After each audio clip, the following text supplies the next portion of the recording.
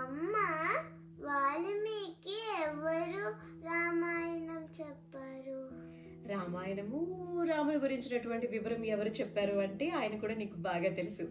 నారాయణ నారాయణ నారదుల వారు. అవును, ఒకసారి రాముల వారి గురించినటువంటి క్వశ్చన్ నారదుల వారిని వాల్మీకి గారు అడిగారంట. ఎందుకు అడిగారు అంటే వాల్మీకి గారు ఆశ్రమంలో ఉన్నారు, నారదుల వారు వచ్చారు. అప్పుడే క్రౌంచ పక్షులకు సంబంధించినటువంటి సందర్భం జరిగిందనమాట. చాలా మందికి ఆ విషయం తెలుసు కాబట్టి ఆ ప్రస్తావన లేకుండా కథలోకి వెళ్ళిపోదాం.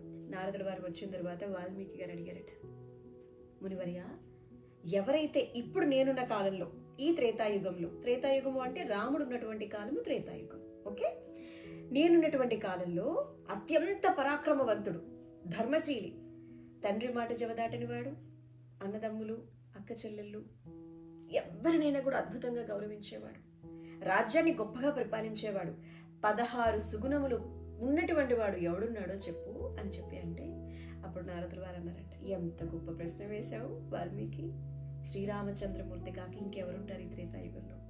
ఇప్పుడు ఆయన నడయాడుతున్నటువంటి కాలము, ఆయనకి సంబంధించి చెప్పాలంటే మాటలు సరిపోవయ్యా అని చెప్పి ఆయన ఎంత గొప్ప వీరుడు, ఆజానబాహుడు, అరవింద నేత్రుడు అని చెప్పి ప్రారంభించి ఆయనలో ఉన్నటువంటి 16 సుగుణాలు అనమాట.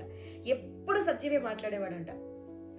సత్యం మాట్లాడాలి, నిజం మాత్రమే చెప్పాలి, అబద్ధం చెప్పకూడదు, తల్లిదండ్రుల మాట జవదాటకూడదు, ఇచ్చిన మాట తప్పకూడదు, ఒక్కసారి ప్రామిస్ చేసావంటే నిలబడిపోవాలి దాని మీద, ఏదైనా పని ప్రారంభించావంటే దాన్ని ఖచ్చితంగా కంప్లీట్ చేయాలన్నమాట, మధ్యలో ఆపేసేయకూడదు ఎట్లాంటి రీజన్స్ చెప్పి, ఓకే.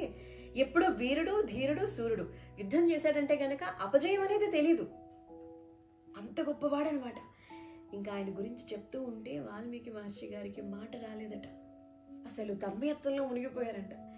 అటువంటి రాముడయ్యా అని చెప్పేసి రాముడి గురించి చెప్పిన తర్వాత మరి వీరు రాయాలి కదా వాల్మీకి. అప్పటికే ఆయన పుట్టేయడం, సీతమ్మ తల్లితో వివాహం జరిగిపోవటం, రావణ సంహారం అయిపోవడం కూడా అయిపోయింది, అంటే రావణాసురుడు చచ్చిపోయాడు.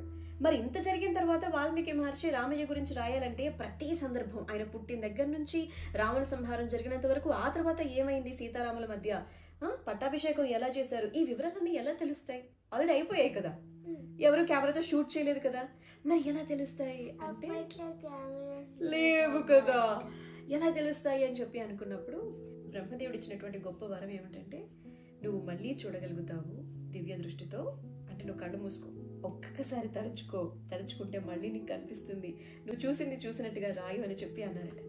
ఆ విధంగా వాల్మీకి మహర్షి ఆయన ధ్యానంలో కూర్చుని దివ్య దృష్టితో చూసి జరిగిందంతా మళ్ళీ తెలుసుకొని ఆ అద్భుతాన్ని మళ్ళీ ఆనందించి, ఆ ఆనందంతో, ఆ తన్మయత్వంతో వాల్మీకి మహర్షి రామాయణాన్ని అంత అద్భుతంగా రాశారట.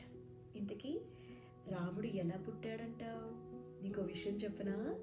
రామయ్య తండ్రి పుట్టినప్పుడు వాళ్ళ నాన్నగారి ఏజ్ 60,000 years, 60 ఏళ్ల వయసులో రామచంద్రమూర్తి జన్మించటం ఆ తండ్రికి ఎక్కడ లేని ఆనందం. అంత పెద్ద ఏజ్ అప్పట్లో, 60,000 years ఏజ్ లో దశరథ మహారాజు గారికి 4 పిల్లలు, రామ, లక్ష్మణ, భరత, శత్రుఘ్నులు కదా. మరి వారు ఎలా పుట్టారు ఏమిటి? రామయ్య తండ్రి ఫస్ట్ ఫ్రెండ్, నీ ఫేవరెట్ క్వశ్చన్, దాని గురించినటువంటి స్టోరీస్ అన్ని కూడా మనం తర్వాత చెప్పుకుందాం, సరేనా? మరి ఇప్పుడు మన ఫ్రెండ్స్ అందరికీ చెప్పేసి మన కథ నచ్చితే ఏం చేయాలి అనేది, like, share, comment and first subscribe చేయాలి.